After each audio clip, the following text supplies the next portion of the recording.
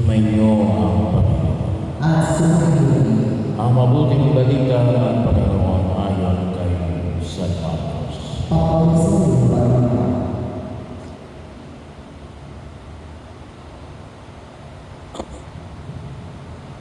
Noong panahon yun, nang paalis na si Jesus ay may isang lalaking patakbong lumapit, tumuhod sa harapan niya at nagtanong, "Mabuting guro, ano pong dapat ang gawin upang magkamit ng buhay na walang hanggan?" Sumagot si Jesus, "Bakit mo ko tinawag na mabuti? Walang mabuti kundi ang Diyos. Alam mo ang mga utos, huwag kang papatay, huwag kang mangangalunya, huwag kang magnanakaw, huwag kang magsisinungaling sa iyong pagsaksi, huwag kang magdadaya, igalang ang iyong ama at ina." Guro, sabi ng lalaking, "Lahat po ng yan tinutupad ko na mula pa sa aking pagkabata." Magiling siyang tinignan ni Jesus at sinabi sa kanya, "Isang bagay pa kulang sa iyo.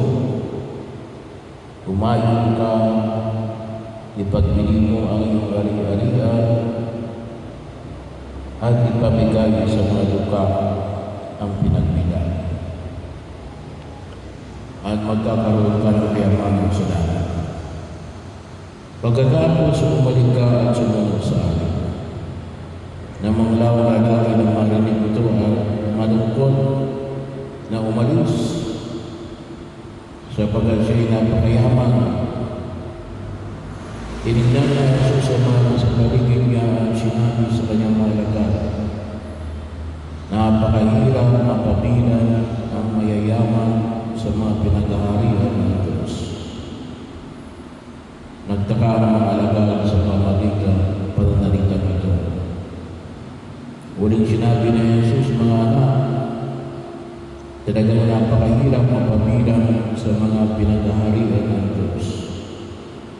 Madali pang makaraan ang kamelyo sa butas ng karayom kaysa pasakop sa paghahari ng Diyos ang isang mayaman." Lalong nagtaka ang mga alagad kaya sila'y nagtanong, "Kung gayon, sino ang maliligtas?" Tinignan sila ni Jesus at sinabi sa kanila, "Hindi ito magagawa ng tao. Ngunit hindi ito mahirap sa Diyos. Magagawa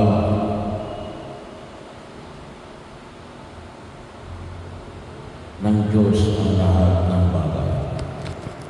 Ang mabuting balita ng Panginoon. Pinapakailangan